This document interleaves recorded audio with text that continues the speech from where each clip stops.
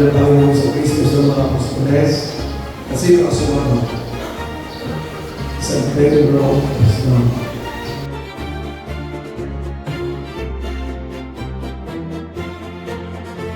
hindi siya perfect.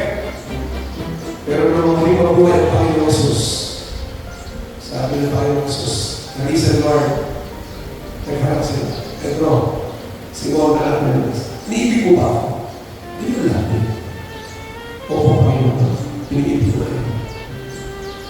Pero beses, tinanungan mo siya, iniibig mo ba ako? Opo, Panginoon, iniibig ko kayo.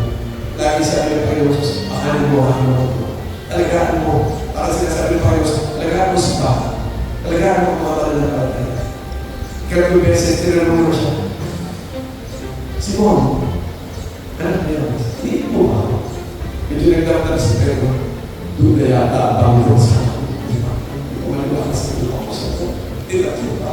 Ang ating pagsunod, magpupula doon sa haliling isang Pedro. At aalagaan tayong patuloy ng Diyos.